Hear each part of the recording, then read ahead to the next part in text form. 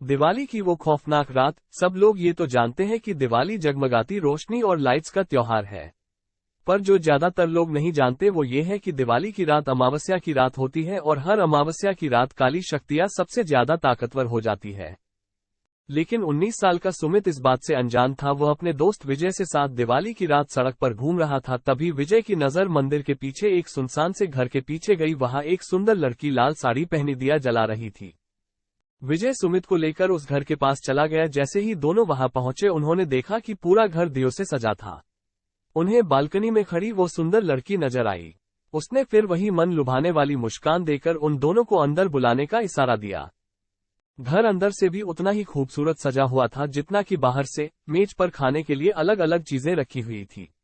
सुमित मेज से एक लड्डू उठाकर खाने लगा, पर उसके हाथ से गलती से वो नीचे गिर गया। जैसे ही सुमित लड्डू उठाने के लिए नीचे झुका, उसने देखा कि मेज के नीचे एक भयानक काली परछाई थी जो सुमित को देखते ही कहीं गायब हो गई।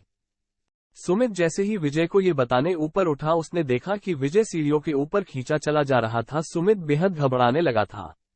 फिर अचानक घर में पायल की आवाजें आने लगी, जैसे कि कोई लड़की एक कमरे से दूसरे कमरे में जा रही हो। सुमित उस आवाज के पीछे पीछे सीढ़ियों से ऊपर चला गया, लेकिन ऊपर जाते ही उसे कमरे के अंदर पंखे से लटकी हुई एक लाश दिखी। सुमित उस लाश का चेहरा देखकर बुरी तरह कांपने लगा, क्योंकि वो किसी और की नहीं बल्कि विजय की ही लाश थी। सुमित डरते डरते पीछे मुड़ा तो उसके ठीक सामने वही सुंदर लड़की खड़ी थी और उसे देखकर मुस्कुरा रही थी। पर इस बार सुमित को वो मुस्कान मन लुभाने वाली नहीं बल्कि बेहद डरावनी लग रही थी। अचानक घर की सारी लाइट्स बंद हो गई। वो घर धीरे धीरे एक खंडहर में बदल गया। वो लड़की अब भी सुमित को देखकर मुस्कुरा रही थी। अचानक लाल साड़ी पहनी हुई उस लड़की के बाल सफेद और लंबे होने लगे और आंखें एकदम लाल पड़ गई और चेहरा एकदम डरावना हो गया था।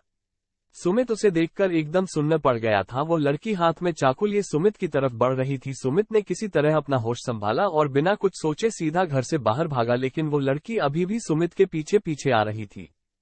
वो लड़की सुमित को मारने के लिए अपना हाथ उसकी तरफ बढ़ाया, लेकिन सुमित तब तक बाहर निकल गया था।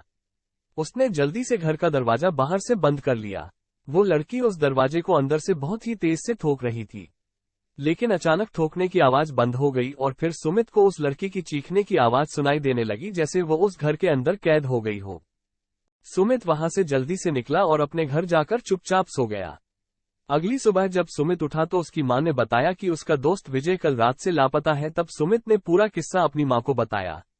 मां ने उससे कहा कि कई साल पहले दिवाली की रात एक लड़की ने उस घर में आत्महत्या की थी। तब से उसकी आत्मा उसी घर में भटकती रहती है। किसी को कभी पता नहीं चल पाया कि उसने आत्महत्या क्यों की थी और उस घर में कोई भी नहीं जाता।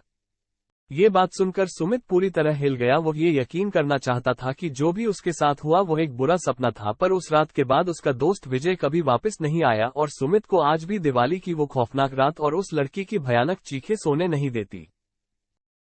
Thank you for watching.